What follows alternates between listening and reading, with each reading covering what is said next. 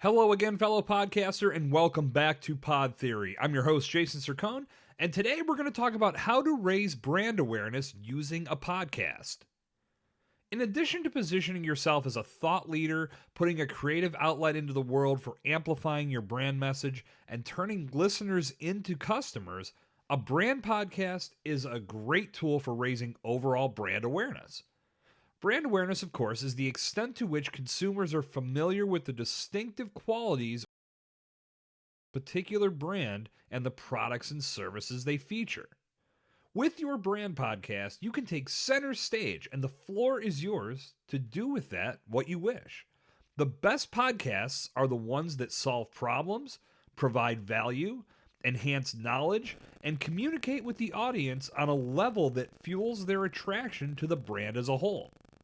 The brand podcasts that don't gain traction are the ones that come off as a long-form sales pitch or do nothing but speak about the products and services they offer.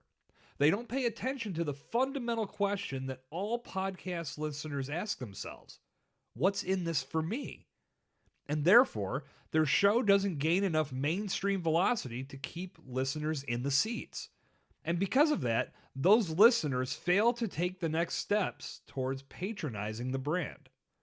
So, how do you use the podcast platform to raise brand awareness? I mentioned the biggest points just a couple seconds ago. Use your stage to create content that solves problems that commonly pop up within your space. Put out shows that help expand the knowledge base of your listeners. The more they resonate with your subject matter and walk away from each episode feeling like they learned something, the better chance your brand has of popping into their minds first when they need what you offer. Injured in a car accident? XYZ and Associates were just talking about this on their podcast last week.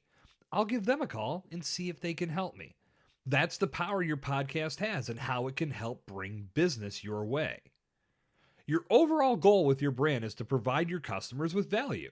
So your podcast should be nothing more than an extension of that, an arm through which your value is displayed so people who find you can make a well-informed decision on whether they want to do business with you. Every time you release a new podcast, you have a brand new opportunity to show the world your brand mission, the values that serve as the foundation of your practices, and why you're such a credible asset in your particular space.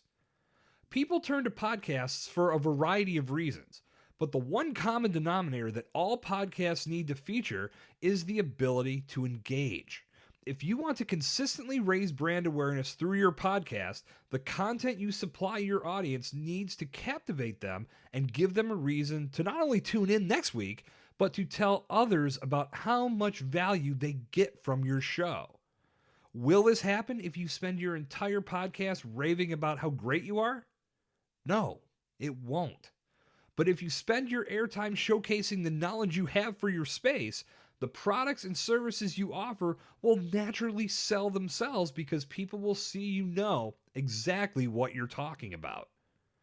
You ever get sucked into one of those sales pitches about investing in a timeshare?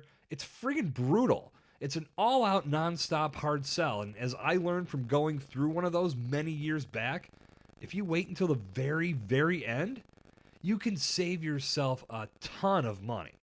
At least that's how it used to be. I don't know. I had no interest in buying. I just wanted tickets to some of the Vegas shows they were giving away, but that's not the point here. The point is that if your podcast comes off as a hard sell, it won't be genuine. It won't resonate with your audience, and it'll do you more harm than it does good. You can strike a healthy balance between sharing what you do, but also publishing content that's of interest to your audience and checks off all the boxes for the items I mentioned before. Offering value, building knowledge, solving problems, engaging. According to the Infinite Dial, 74% of podcast listeners flock to podcasts to be educated. That means 3/4 of the people listening to your show want to walk away a little bit wiser, a little bit more prepared for the problems they may face, and a little bit more attached to your brand.